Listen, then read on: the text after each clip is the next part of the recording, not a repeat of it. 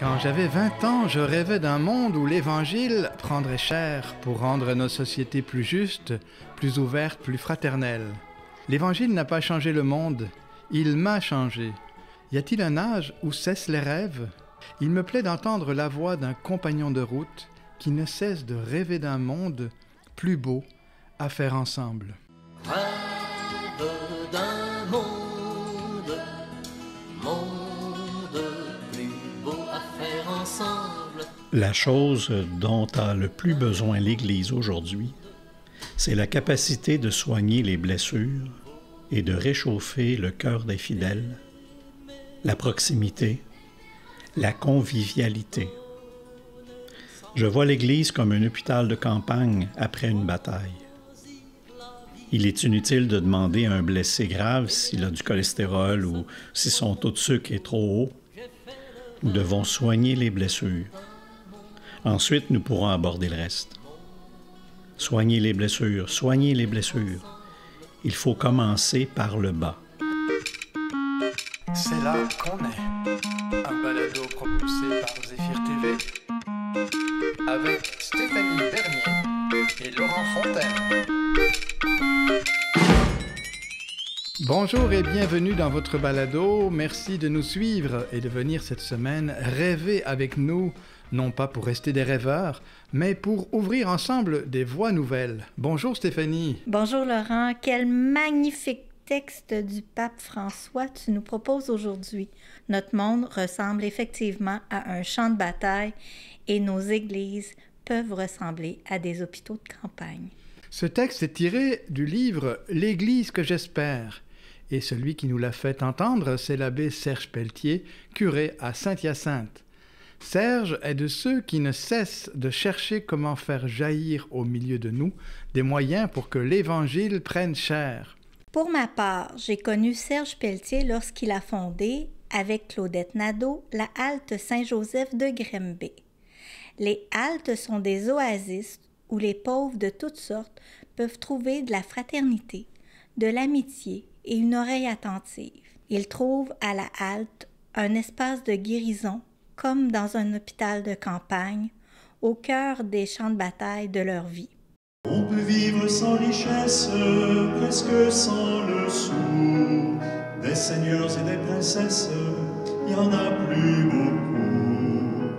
Mais vivre sans tendresse, Bonjour Serge.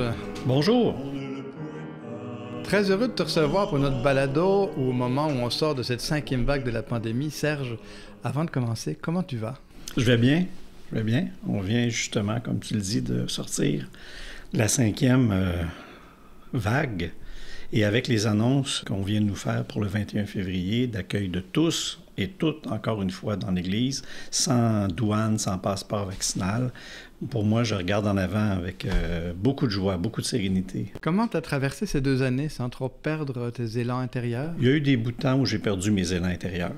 Je me suis senti handicapé à bien des égards de ne pas pouvoir me faire proche, de ne pas pouvoir donner la main, de ne pas pouvoir donner des câlins à ceux qui souffrent, à ceux qui pleurent dans des deuils, tout ça, de ne pas pouvoir accueillir autant que j'aurais voulu. En Église, on est là pour rassembler, particulièrement dans les moments forts, dans les moments difficiles, dans les moments d'épreuve. Venez ensemble, on va prier, on va soutenir. Et là, je devais dire aux gens, restez chez vous. Alors, le moral a été difficile, mais ça m'a donné l'occasion d'offrir un cours sur la mission, de m'avancer dans toutes sortes d'autres dossiers, de développer d'autres genres de présence, d'apprendre, comme tout le monde, qu'est-ce que ça veut dire un Zoom, puis les bons pitons pour les utiliser. Les crises sont aussi souvent des occasions de changement qui nous permettent de rêver ce qu'on pourrait faire autrement. As-tu envie de nous parler de l'Église qui t'habite? D'après moi, on n'a pas besoin de rêver l'Église. Il faut plutôt activer sa vocation qui est déjà là. On a déjà tout ce qu'il faut entre les mains et il nous reste à le mettre en œuvre. L'Évangile, ce n'est pas une utopie. Pour moi, c'est un plan d'architecte. C'est une carte routière où les lettres de Paul, les autres lettres, les actes des apôtres, les évangiles, bien sûr, ça offre à la fois l'objectif à atteindre, mais ça offre aussi les moyens pour y arriver. Alors, je me situe moins dans le rêve que dans le projet que dans l'action, je me situe beaucoup plus comme un ouvrier que comme un rêveur. Il me semble que c'est plus concret. Concrètement, je dirais que ça commence par redire et répéter aux baptisés que tous peuvent mettre la main à la pâte. C'est pas une catégorie de personnes plus qu'une autre, c'est tout le monde ensemble qui sont membres de l'Église, qui ont à travailler pour ce projet d'Évangile à mettre en œuvre puis à incarner aujourd'hui. Je crois qu'individuellement, ça va. Les gens s'impliquent, les gens vivent l'Évangile au quotidien et on reçoit des témoignages à chaque semaine pour dire « j'ai vécu tel moment, j'ai aidé un tel, j'ai été visiter un tel ». C'est magnifique. Ce qui reste à mettre en œuvre, selon moi, c'est en groupe, en équipe, en assemblée. J'ai dit tout à l'heure qu'il faut que les baptisés mettent la main à la pâte, mais trop souvent, j'ai l'impression qu'on ne sait pas trop quelle pâte manipuler. C'est peut-être là le rôle des leaders de choisir des pâtes puis de les mettre entre les mains des baptisés. Moi, j'appelle ça des projets d'engagement. Et il s'agit de regarder alentour là où il y a des souffrances, là où il y a des enjeux de société, et d'interpeller les laïcs en disant « Voici pourquoi on ne s'en irait pas dans cette direction-là. » Les communautés religieuses nous ont montré le chemin. Ils nous ont montré comment faire. Ils étaient attentifs aux besoins du milieu, puis ils s'organisaient pour répondre à ce besoin-là en groupe. Comme baptisée, je me sens comme une apprentie cuisinière devant une recette compliquée de Ricardo. Je ne sais pas de quel bar puis quels instruments prendre la pâte pour la retourner. J'ai besoin de chefs d'orchestre comme toi, Serge, puis comme les équipes pastorales pour m'aider à voir par où commencer. Bien, je pense que des fois, on se complique trop la vie. Puis on a peur aussi de se tromper. Alors moi, je dis le contraire. Plongeons, essayons, acceptons de faire des erreurs, reprenons-nous, changeons de direction, mais regardons ça ensemble. Et on peut regarder aussi ensemble les lieux où est-ce qu'on peut plonger. Je vais vous donner des exemples.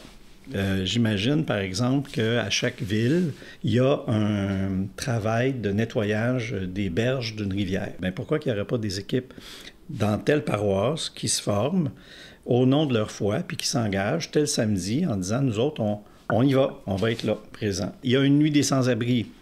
Qu'est-ce qui nous empêche comme leader d'interpeller les baptisés en disant, à telle date, à telle heure, on se donne rendez-vous à tel coin de rue, puis on va participer à l'événement, puis vous ferez le nombre d'heures que vous voulez, le nombre de... Mais on y va au nom de notre foi, on y va au nom de notre attachement au Christ. Et c'est pas compliqué. Je pense qu'on n'a pas besoin de planifier bien gros des affaires d'avance. D'ailleurs, de toute façon, l'Esprit Saint peut nous surprendre. L'Esprit Saint va nous diriger peut-être. L'Esprit Saint va nous ramener ailleurs. C'est ce qu'il a fait avec Paul et Pierre bien des fois. Alors, il faut s'attendre à ce qu'il fasse ça avec nous autres aussi. Mais tant qu'on ne sort pas, l'Esprit Saint ne peut pas travailler beaucoup. Ce que j'entends beaucoup, Serge, dans ce que tu dis, c'est ne restons pas dans nos affaires, ayons un œil sur ce qui se passe dans la société et voyons comment nous pouvons nous faire présents. C'est ça que j'entends? Absolument, puis ça va dans le sens du texte du pape qu'on vient d'entendre. Les blessures dans la société, il y en a tellement. Parfois, on se sent handicapé, on ne sait pas trop peut-être comment manipuler ça, comme tu disais, Stéphanie, tout à l'heure. Mais si on fait un peu d'écoute et si on apprend à être rempli de compassion comme le Samaritain, ça va nous donner envie de sortir. Mais pas nécessairement tout seul, de sortir en groupe. Et je pense que là-dedans, il y a une force à aller chercher. C'est vraiment ce que je retiens de ce que tu nous dis aujourd'hui. On le fait bien comme baptisé, mais souvent, on a appris trop l'humilité de ne pas le faire, de ne pas dire ce qui nous habite, puis pourquoi on le fait. Alors que si on le fait en groupe, bien, ça fait toute la différence et ça donne un regard différent de la part des gens qui nous regardent. Tout à fait. Puis il n'y a pas besoin de parole à ce moment-là. C'est une action qui est signifiante parce qu'on partage la même réalité que tous les autres qui travaillent à cette œuvre-là. Et on donne un coup de main, on est présent avec eux, on leur dit comment ça a de la valeur, ce qu'ils sont en train de faire, parce qu'on fait la même chose qu'eux autres. C'est quoi les étapes que tu vois pour repartir toute cette dynamique-là après la pandémie? Il n'y a pas d'étape 1, 2, 3, mais parmi les choses qu'il faut repartir, c'est de recréer la fraternité dans nos paroisses. Ça se vit souvent à l'intérieur des célébrations, qu'il ne faut pas négliger, au contraire. C'est là que souvent les gens vont apprendre à se reconnecter et à avoir du plaisir à être ensemble. Moi, je veux mettre beaucoup d'énergie là-dessus dans les prochains mois. Il faut retrouver le plaisir de se rassembler alors que ça fait 2 ans qu'on nous a dit « restez chez vous, puis touchez pas à personne, puis regardez pas personne ». Et en Église, c'est tout à fait le contraire. Et ensuite, dans les autres étapes, il faut continuer à travailler, je pense, l'éducation de la foi, c'est-à-dire redonner la parole de Dieu aux gens pour que là-dedans, ils découvrent tout ce qu'il y a à vivre comme baptisé, la richesse qu'on a entre les mains. Et c'est là-dedans aussi, d'ailleurs, qu'on va trouver les pistes d'action et qu'on va trouver l'élan pour sortir, peut-être des appels, chacun pour soi personnellement, comme on le disait, mais aussi en groupe, pour dire, ben oui, le Seigneur nous appelle dans telle direction. Et on peut s'enrichir de ce regard-là collectif en Église de la société dans laquelle on est déjà. Merci Serge, parce que ça m'aide à connaître un petit peu quel bout prendre ma recette, quels instruments prendre. Puis ce que je retiens, c'est de faire communauté avec les gens de ma paroisse pour aller ensemble au service de l'autre, pas me laisser prendre juste par mes patentes. Des torrents de tendresse, des torrents de tendresse, des torrents de tendresse. Stéphanie, ce que j'entends dans ce que Serge vient nous partager, il nous a rappelé que l'Église n'est pas simplement un rêve, mais qu'il y a déjà tout un programme qui est bien établi. On n'est pas dans l'utopie, mais plutôt dans un chemin qui existe là pour créer du neuf. Oui, souvent l'histoire de l'Église nous a invités à partager des rêves, à partager ensemble, à oser faire du neuf autrement. Un témoin qui me vient, François d'Assise, qui a choisi de tout laisser pour repartir à neuf et qui a contribué à créer l'Église d'aujourd'hui. Et au fond, il a osé croire à l'Évangile tel qu'il l'avait, à le prendre au mot, si on peut dire. François, comme beaucoup de gens autour de nous, comme Serge, je pense aussi, ne sont pas dans les « on a toujours fait comme ça », mais plutôt dans la création qui nous sort de la fatalité, et on sait que les crises sont des occasions de changement. Au début de sa vie publique, Jésus nous a donné une recette. Heureux les pauvres, le royaume des cieux est à eux.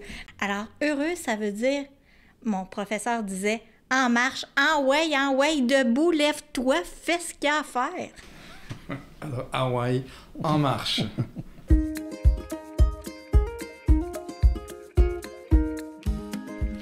Si l'Évangile veut encore parler à notre temps, il nous faut recommencer par le bas, dit le pape François.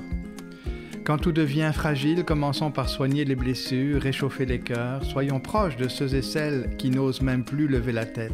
Le reste suivra en son temps. Notre rencontre avec Serge Pelletier m'enseigne que absolument tout l'Évangile peut se vivre encore aujourd'hui, si j'ose y croire. À 20 ans, j'avais des rêves, à 58 ans, j'en ai plus que jamais. Et vous? Merci Stéphanie, merci Serge. On est là pour vous. À la semaine prochaine.